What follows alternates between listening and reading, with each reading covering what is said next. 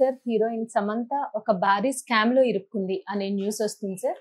దానివల్ల ఆమె చేస్తున్న వెబ్ సిరీస్ కూడా ఆగిపోయింది అని చెప్తున్నారు. అసలు సమంత చేసిన తప్పేంటి, ఆ భారీ స్కామ్ ఏంటి సార్, ఆమె ఎలా ఇరుక్కుంది? యాక్చువల్గా ఇది అంటే వార్తలు అలా వస్తున్నాయి కానీ సమంత స్కామ్లో ఇరుక్కోలేదు. బట్ సమంత స్కామ్ వల్ల అఫెక్ట్ అయింది సమంత కెరియర్.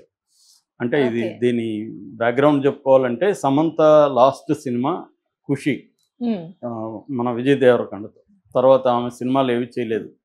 సో వెబ్ సిరీస్లుగా పరిమితం అయిపోయింది. ఆల్రెడీ ఆమె ఫ్యామిలీ మ్యాన్ 2లో చేసింది, ఒక ఎల్టీటీ రెబల్గా చేసింది.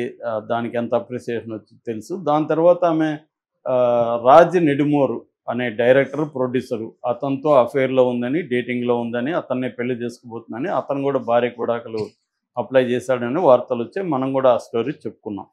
రాజ్ అండ్ డీకే అంటారు. రాజ్ నిడుమోరు, డీకే అంటే దాసరి కొత్తపల్లి కృష్ణ, డీకే కృష్ణ అనమాట. దాసరి డీకే అంటే దాసరి కొత్తపల్లి. వీళ్ళిద్దరు కూడా శ్రీ వెంకటేశ్వర ఇంజనీరింగ్ కాలేజీలో చదువుకున్నారు తిరుపతిలో. ఈ డీకే అబ్బాయిదేమో చిత్తూరు, ఈ రాజనిడుమూర్తి కూడా తిరుపతి, మొత్తంగా చిత్తూరు జిల్లా. వీళ్ళు ఇక్కడ చదువుకున్న తర్వాత, చదువుకునేటప్పుడే వీళ్ళకి యాక్టివ్గా ఉండేవాళ్ళు కాలేజీలో కల్చరల్ అఫేర్లో. ఆ తర్వాత అమెరికా వెళ్ళారు. అమెరికా వెళ్ళిన షార్ట్ ఫిల్మ్స్ తీశారు.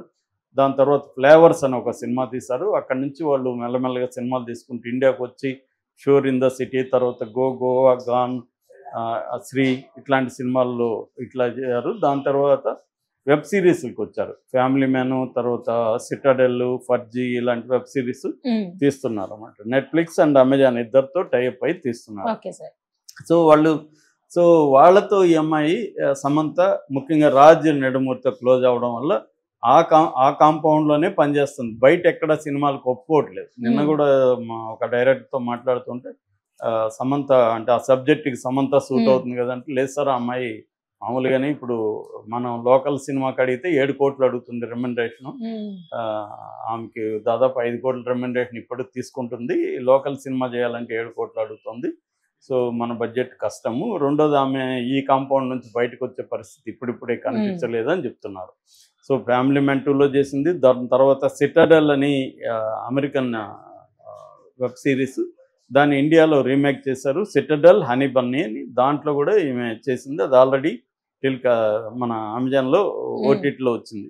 ఇప్పుడు ఏంటంటే రక్త Brahmand the Kingdom, bloody Kingdom, రక్త బ్రహ్మాండ్ ద బ్లడీ కింగ్డమ్ అని ఆ సినిమాని నెట్ఫ్లిక్స్ ప్లస్ D2R అని ఒక బ్యానర్ ఉంది. D2R అంటే మళ్ళీ వీళ్ళదే. డి అంటే ఇతను దాసరి కొత్తపల్లి కృష్ణ, ఆర్ అంటే రాజ్, వీళ్ళదే అనమాట. D2R అని పెట్టారు. సో ఈ 2 సంస్థలు కలిపి ఈ సినిమా జరుగుతుంది. ఈ సినిమా ఆల్రెడీ వామిక గబి, తర్వాత ఆదిత్య రాయ్ కపూర్, వీళ్ళు సమంతతో కూడా కలిసి యాక్ట్ చేస్తున్నారు. సో ఈ సినిమా షూటింగ్ జరుగుతుంది. దీనికి రహీ అనిల్ అనే అబ్బాయి డైరెక్టర్. వీళ్ళిద్దరు ప్రొడ్యూసర్లు. వీళ్ళ పర్యవేక్షణలోనే డైరెక్టర్ని, మామూలుగా వెబ్ సిరీస్లకి డైరెక్టర్ని ఎవరైనా పెట్టుకుంటారు కానీ పర్యవేక్షణ అనేది ప్రధానంగా ఇంపార్టెంట్. సో వీళ్ళిద్దరు పర్యవేక్షణలో జరుగుతుంది. ఇప్పుడు ఏమైంది, దాంతోపాటు ఇంకొకటి గుల్కండ్ టేల్స్ అని ఒక అమెజాన్ సెక్స్ కామెడీ. ఇది పీరియడ్ సెక్స్ కామెడీ అనమాట. అంటే మన కామసూత్ర జరిగిన టైంలో జరిగిన ఒక కథను తీసుకొని సెక్స్ కామెడీగా వెబ్ సిరీస్ లాగా మలిచారనమాట. అది కూడా అమెజాన్లో రాబోతుంది. దాని బడ్జెట్ కూడా 120 కోట్లు. సో ఇప్పుడు ఏమైందంటే సడన్గా ఈ రక్త బ్రహ్మాండ్, సమంత చేస్తున్న రక్త బ్రహ్మాండ్ 26 డేస్ షూటింగ్ జరిగినాక ఆగిపోయింది. ఆగిపోవడం దేనికంటే ఇందులో ఒక స్కామ్ జరిగిందని చెప్తున్నారు. మామూలుగా మొత్తం బడ్జెట్టే ఈ 26 రోజుల్లో అయిపిచ్చేశారు. ఇంకా బడ్జెట్ లేదు కాబట్టి నెట్ఫ్లిక్స్ చేతులు ఎత్తేసింది. దాదాపు 3 కోట్ల స్కామ్ జరిగింది అని చెప్తున్నారు.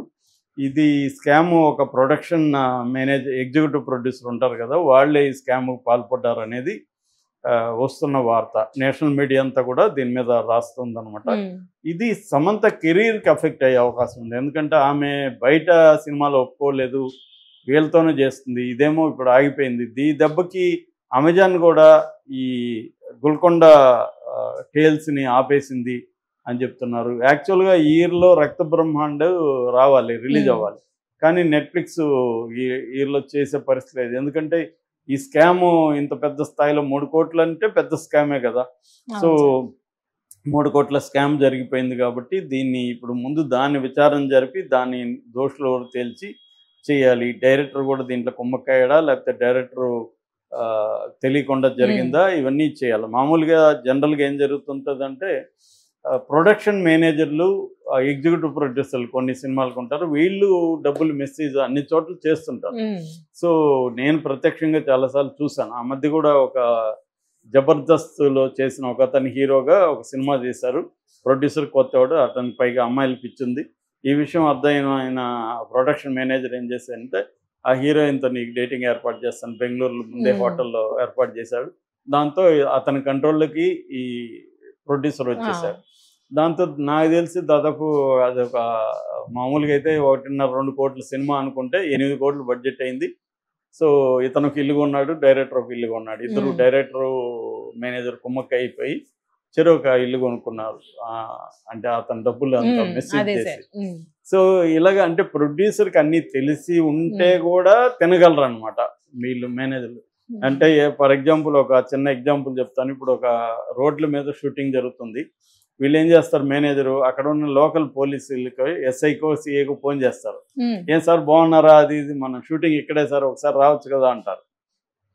ఆల్రెడీ వీళ్ళు అన్ని పర్మిషన్లు తీసుకొని ఉంటారు. ఆ రోడ్లో చేయడానికి వీళ్ళు అందరి పర్మిషన్లు తీసుకొని అక్కడ చేస్తుంటారు.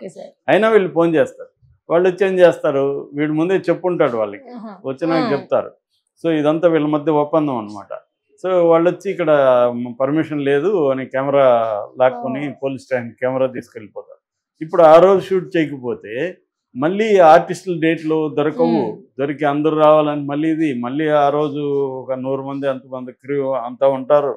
వీళ్ళకి మళ్ళీ ఇంకొక రోజు బడ్జెట్, ఇవన్నీ అంటే వాళ్ళకి 1-2 లక్షలు ఎగిరిపోతుంది. అందుకని వాళ్ళు ఏం చేస్తారు, ఈ మేనేజర్ని పట్టుకుని నువ్వేదో ఒకటి చేసి వాళ్ళని, సార్ వాళ్ళు చాలా టఫ్గా ఉన్నారు సార్, వాళ్ళు కష్టమే కానీ మాట్లాడి చూస్తానని మనకు మేలు చేస్తున్నట్టుగా వెళ్తాడు. వెళ్ళి వాళ్ళు 50,000 అడుగుతున్నారు సార్, నేను ఒక 30 అట్లా సెటిల్ చేస్తున్నాను. ఇప్పుడు మనం ఎట్లా ఉంటాం టెన్షన్లో, అసలు ఏదో ఒకటి చేసి ముందు షూటింగ్ కానిద్దామన్న మూడ్లో ఉంది.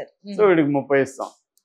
30లో వాళ్ళకి 5-10 ఇచ్చి ఇతను ఒక 20 ఇతనే వేస్తాడు. అంటే ఇతనే ఒక క్రైసిస్ క్రియేట్ చేసి ఇతనే సాల్వ్ చేసి ఇతను డబ్బులు తింటాడు అనమాట. ఇది నువ్వు ఎంత జాగ్రత్తలు ఉన్నా ఆపలేము, మన ఎదురుగానే చేయగలరు వాళ్ళకి ఉన్న ఎటువంటి. అందుకని ప్రొడ్యూసర్ చాలా చాలా జాగ్రత్తగా ఉండాలి. ఉంటే కూడా కొంత మిస్యూజ్ అవుతుంది, కానీ తగ్గించవచ్చు అనమాట. అన్నిట్లో ఇన్వాల్వ్ అయ్యి అన్నిట్లో జాగ్రత్తగా తన పర్సనల్ ఒక టీంను పెట్టుకొని చేయగలగాలి.